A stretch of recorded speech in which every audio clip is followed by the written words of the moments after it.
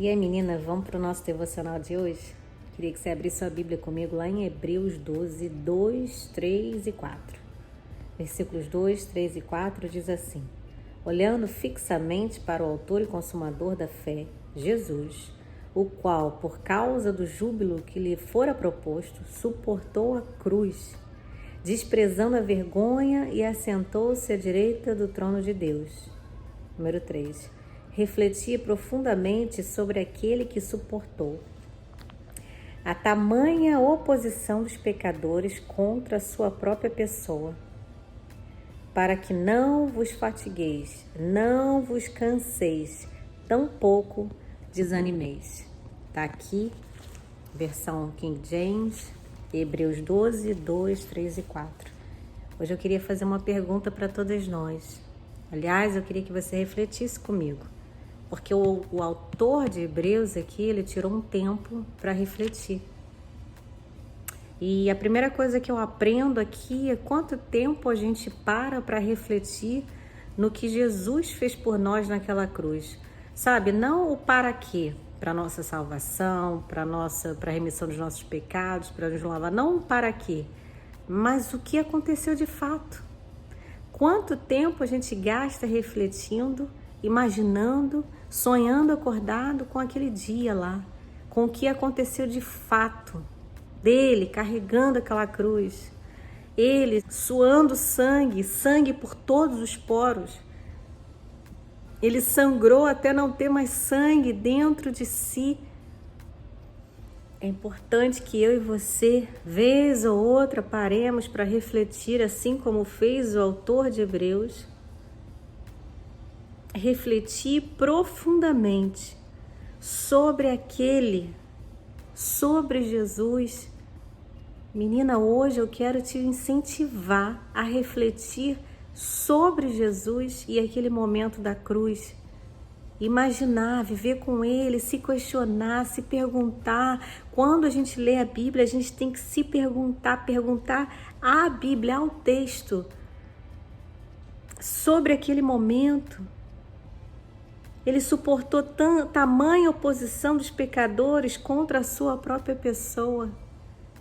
O santo, puro, justo, sem nenhuma mancha, suportou a oposição dos pecadores, porque ele estava indo ali se fazer pecado no nosso lugar. Foi sem reclamar, foi sem questionar o Pai. Ninguém o levou. Ele se entregou porque ele sabia do propósito que ele precisava viver. Quanto que a gente reflete sobre isso, sobre essa entrega, sobre ele? É tudo sobre ele. E quando ele continua dizendo aqui, para que a gente não se canse, tudo que ele passou naquele dia, naquela tarde, naquele céu se escurecendo. Sim, o céu se tornou noite, se escureceu. Ele sendo pregado ali naquela cruz, os braços sendo puxados, as pernas.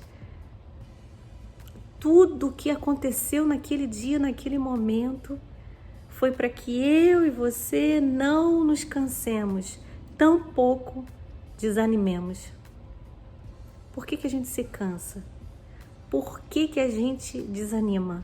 Essa é a segunda coisa que eu venho aprender hoje aqui. A primeira coisa é refletir, pensar enquanto eu tenho pensado sobre aquele que suportou tudo isso por mim. A primeira coisa que eu aprendo é que eu tenho que refletir profundamente. Profundamente. É entre você e Jesus, é entre eu e Deus. Refletir, imaginar, se colocar ali junto com ele, profundamente, tudo que ele suportou. A segunda coisa é me perguntar por que eu tenho desanimado, por que eu tenho me cansado, se ele fez tudo aquilo ali para que eu não me canse, tampouco desanime. Por que a gente tem cansado e desanimado então? Sabe por quê? Porque os nossos olhos não estão fitos em Jesus, como diz lá no versículo 2, olhando fixamente para o autor e consumador da minha fé. Quando meu olho está fixado nele, eu não tenho tempo para cansar e nem desanimar. E eu não estou dizendo que eu e você temos que ser uma máquina, não. O nosso corpo cansa sim.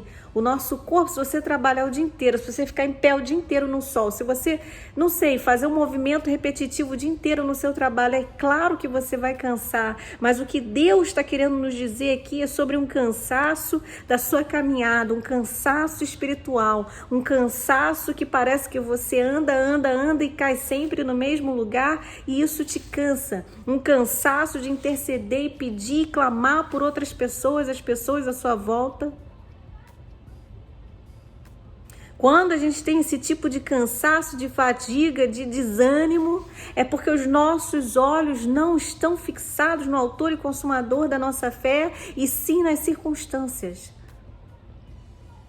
Quando a caminhada do Senhor começa a ser um peso para mim, é porque eu troquei o jugo com Ele. Agora eu peguei o jugo pesado e deixei o leve para Ele, enquanto Jesus está falando, não, tudo que você tem que fazer é sobre mim. Olha para mim, troca o seu jugo comigo, medita junto comigo, reflete o que eu passei, porque tudo que eu passei não foi em vão. É para que você, mulher, não canse e não desanime. Não deixe que o diabo tente te mostrar que o que você passa no seu dia a dia, se as suas circunstâncias são maiores do que o Senhor fez por mim e por você naquela cruz.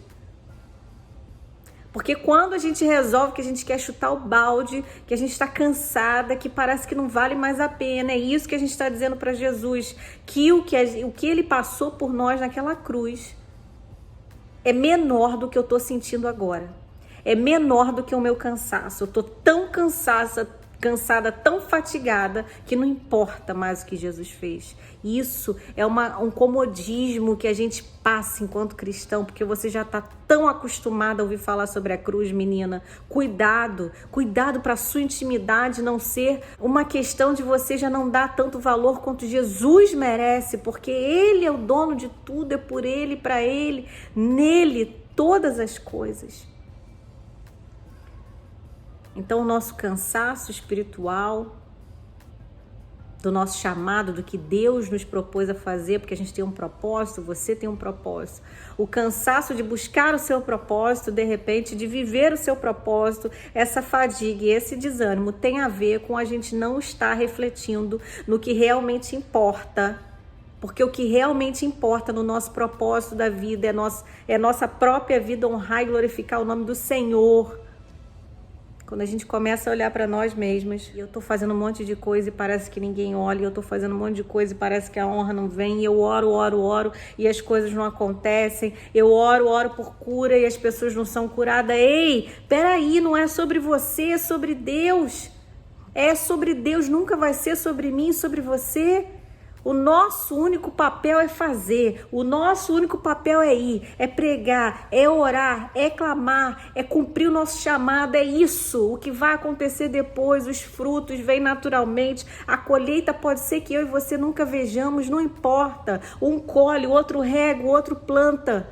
Não é sobre mim, sobre você. Quando a gente começar a se cansar da caminhada, é porque a gente está começando a olhar para nós mesmos e não refletir profundamente sobre aquele que suportou tudo por amor a mim e a você. Tome cuidado. Isso vale para mim. Deus falou muito ao meu coração agora o quanto, minha filha, o quanto, Mariana, que você tem refletido sobre o que eu fiz por você, por amor a você. Vamos refletir juntas hoje, nessa tarde, em nome de Jesus. Um beijo, Deus te abençoe.